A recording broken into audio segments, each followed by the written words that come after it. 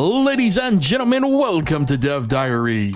Well, today's original plan has hit an unexpected creative rut, so let's make another clone instead. Cause recently I saw a game on Twitch called Hidden Words. The concept seemed simple enough, so I figured, why not try recreating it? So before we jump into the code, let's take a look at the mechanics behind Hidden Words. Now, Hidden Words is a word game. An image is displayed and the participants are then tasked with finding words that describe the contents of that picture. It's basically a guess the search tags for this photo type of game. The round ends once all the words have been uncovered. Again, pretty simple concept, so let's make our own solo version, starting with a global script. 2 global arrays are created, one to reference answers for later, and a list of the alphabet, with each letter referring to its corresponding virtual key, again for future purposes. Next is a global function to add all potential answers to the global answer reference array. And following that is the use of said function, adding all 8 potential answers. And that's all the global items we need, so on to the controller. The first few variables are used just for the player's guesses. Other variables are used for display purposes, timers, and the game over sequence respectively. The guess DS list is then populated based on how many entries exist for the chosen answer. So with our variables established, it was time to build the input system. The first function is our general draw function for answers. Using the guess list data, if an answer has been uncovered, it is drawn to the screen. This is done using those draw related variables and data pulled from the DS list and the global answer array. The next function adds a new letter to the player's current guess. In other words, when the player types a letter, it's added to the existing guess string and advances the input position.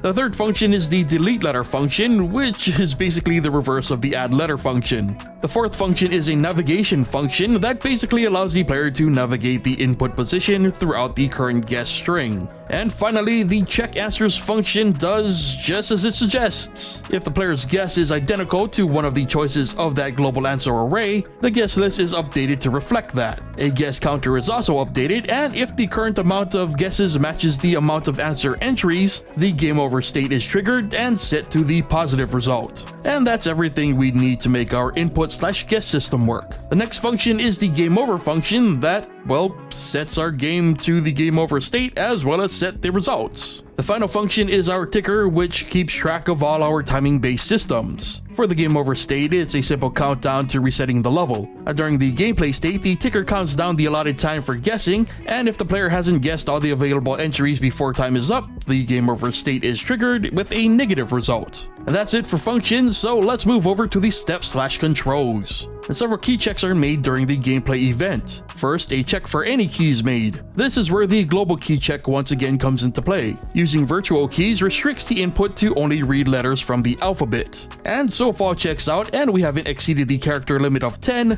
the add letter function is triggered. Next, the backspace key triggers the remove letter function, left and right arrows allow the player to shift the input position, and enter submits the current guess string to be checked. So yes, in other words, all of this was required to create a custom text input box. Anyway, the input position is clamped to prevent breakage, and a flicker timer runs to create the blinking cursor effect also seen in input boxes. Now, as for the draw code, it is a mess, as to be expected. The background is randomized between 2 patterns. The game over screen shows some results text and the current win streak score, and the gameplay state simply draws everything we need for the basic interface of our game. It includes the draw function mentioned earlier, but also a ton of boxes and transformed sprites, the results of which can be seen here in the demo of the game in action. The timer is placed in the top left, the image provided is just below it, the goal of this game is written below the image, and the current win streak below that. Then the right side is the input and answer area. And though it took multiple functions and checks, we do in fact have a working text input box. And of course with the potential available answers listed below. And just like Hidden Words, once the player uncovers an answer, it is then drawn to the list. Again, it's a very simple game, but the amount of busy work needed to pull it off was pretty astounding. I'm sure there are shortcuts to getting some of this done via the engine, but creating all of this from scratch was a larger challenge than anticipated. Like, something as simple as an input box becomes way more complicated when the functionality behind said feature needs to be broken down. But regardless, this was a fun little side project that again helped me learn how to better use GameMaker, though having just 8 images really made things a little too repetitive. But what can you do with so little time, right? Anyway, this was fun, and it was a nice way to deal with the unexpected creative issues. And so, hopefully you also enjoyed looking into yet another recreation. If you did, consider leaving a like, and be sure to also subscribe and hit that bell if you haven't already. And let me know what you thought of this recreation and or the last time that you had to deal with something unexpectedly complicated. Leave your thoughts, opinions, and stories in the comments. Thank you so much for watching, and I'll see you guys next time.